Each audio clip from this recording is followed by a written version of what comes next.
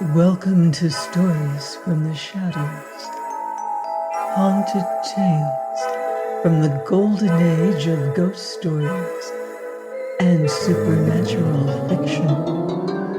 I'm Mardell reading Brood of the Witch Queen by Sax Rohmer. Chapter 6, The Beetles. 16 hours had elapsed and London's clocks were booming 11 that night when the uncanny drama entered upon its final stage. Once more Dr. Cairn sat alone with Sir Michael's manuscript, but at frequent intervals his glance would stray to the telephone at his elbow. He had given orders to the effect that he was on no account to be disturbed, and that his car should be ready at the door from 10 o'clock onward. As the sound of the final strokes was dying away, the expected summons came. Dr. Cairn's jaw squared and his mouth was very grim when he recognized his son's voice over the wires. "Well, boy?" "They're here, sir, now, while I'm speaking. I have been fighting hard for half an hour. The place smells like a charnel house, and the shapes are taking definite, horrible form. They have eyes." His voice sounded harsh. "Quite black the eyes are, and they shine like beads. It's gradually wearing me down. Although I have myself in hand so far, I might crack up at any moment. His voice ceased. "Hello?" cried Dr. Cairn. "Hello, Rob!"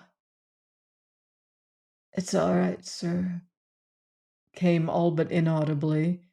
"The things are all around the edge of the light patch. They make a sort of rustling noise. It is a tremendous conscious effort to keep them at bay. While I was speaking, I somehow lost my grip of the situation.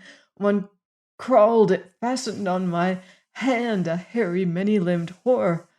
Oh my God, another is touching—" Rob, keep your nerve, boy, do you hear?" Yes, faintly. "Pray, my boy, pray for strength, and it will come to you. You must hold out for another 10 minutes. 10 minutes, do you understand?" Yes. Merciful God, if you can help me do it, sir, or— "Hold out, boy. In 10 minutes you'll have won." Dr. Cairn hung up the receiver, raced from the library, and grabbing a cap from the rack in the hall, ran down the steps and bounded into the waiting car, shouting an address to the man. Piccadilly was gay with supper-bound theater crowds. When he leapt out and ran into the hallway which had been the scene of Robert's meeting with Myra Duquesne, Dr. Cairn ran past the lift doors and went up the stairs 3 steps at a time.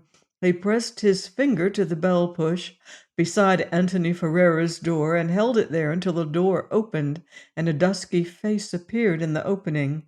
The visitor thrust his way in past the white-clad man, holding out his arms to detain him. "Not at home, effendim." Dr. Cairn shot out a sinewy hand, grabbed the man. He was a tall fellahin by the shoulder and sent him spinning across the mosaic floor of the Mandara. The air was heavy with the perfume of ambergris. Wasting no word upon the reeling man, Dr. Cairn stepped to the doorway. He jerked the drapery aside and found himself in a dark corridor. From his son's description of the chambers, he had no difficulty in recognizing the door of the study. He turned the handle, the door proved to be unlocked, and entered the darkened room. In the grate a huge fire glowed redly. The temperature of the place was almost unbearable.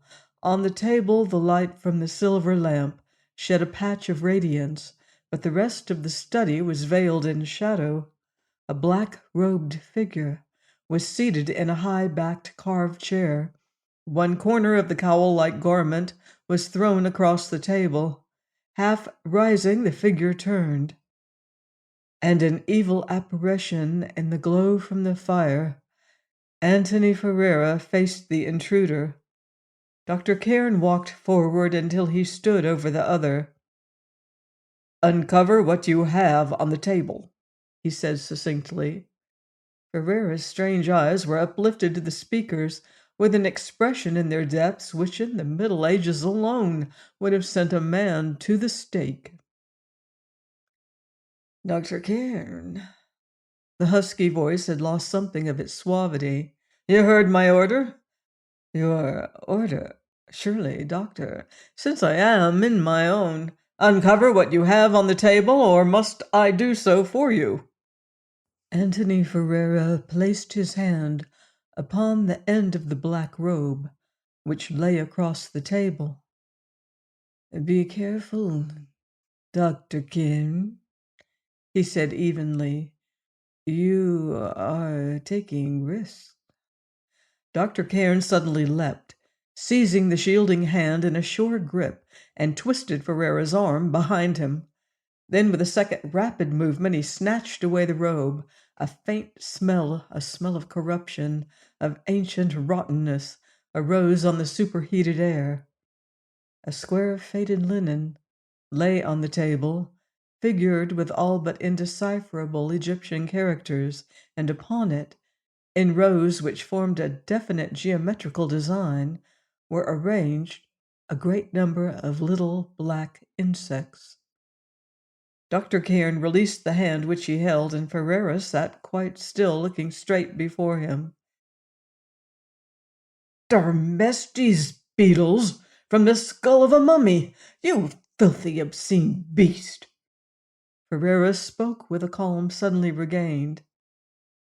"Is there anything obscene in the study of beetles?" "My son saw these things here yesterday and last night, and again tonight. You cast magnified doubles, glamours of the horrible creatures into his rooms, by means which you know of, but which I know of too. You sought to bring your thought things down to the material plane." "Dr. Cairn, my respect for you is great, but I fear that much study has made you mad." Ferrara reached out his hand towards an ebony box. He was smiling. "Don't dare touch that box!" He paused, glancing up. "More orders, doctor?" "Exactly." Dr. Cairn grabbed the faded linen, scooping up the beetles within it, striding across the room, threw the whole unsavory bundle into the heart of the fire. A great flame leapt up. There came a series of squeaky explosions, so that almost one might have imagined those age-old insects to have had life.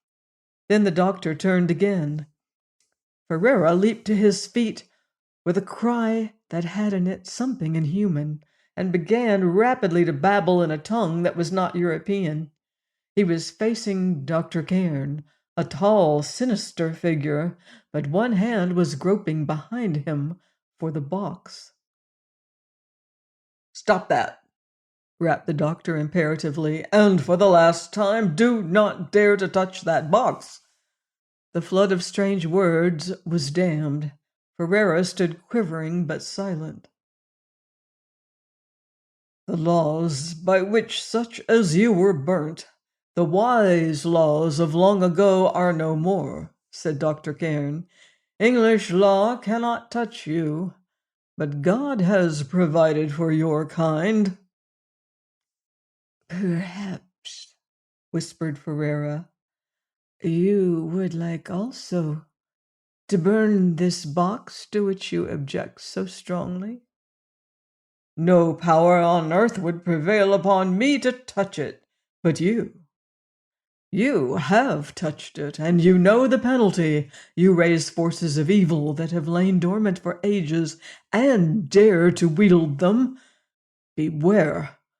I know of some whom you have murdered. I cannot know how many you have sent to the madhouse, but I swear that in future your victims shall be few. There is a way to deal with you."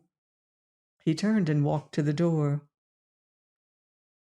"Beware also, dear Dr. Cairn," came softly, As you say, I raise forces of evil. Dr. Cairn spun about. In 3 strides, he was standing over Anthony Ferrara, fists clenched and his sinewy body tense in every fiber. His face was pale, and as was apparent even in that vague light, and his eyes gleamed like steel. You raise other forces, he said, and his voice, though steady, was very low. Evil forces also. Anthony Ferrara, invoker of nameless horrors, shrank before him, before the primitive Celtic man whom unwittingly he had invoked. Dr. Cairn was spare and lean, but in perfect physical condition. Now he was strong with the strength of a just cause. Moreover, he was dangerous, and Ferrara knew it well. I fear, began the latter huskily. Dare to bandy words with me, said Dr. Cairn with icy coolness. Answer me back but once again, and before God I'll strike you dead. Ferrara sat silent, clutching at the arms of his chair and not daring to raise his eyes. For 10 magnetic seconds they stayed so. Then again Dr. Cairn turned and this time walked out. The clocks had been chiming the 11:15 as he had entered Anthony Ferrara's chambers, and some had not finished their chimes when his son, choking, calling wildly upon heaven to aid him, had fallen in the midst of crowding obscene things, and in the instant of his fall had found the room clear of the waving antennae, the beady eyes, and the beetle shapes. The whole horrible phantasmagoria, together with the odor of ancient rottenness, faded like a fevered dream at the moment that Dr. Cairn had burst in upon the creator of it. Robert Cairn stood up weakly, trembling, then dropped upon his knees and sobbed out prayers of thankfulness that came from his frightened soul. Join me next time on Stories from the Shadows for more of Brood of the Witch Queen by Sax Rohmer.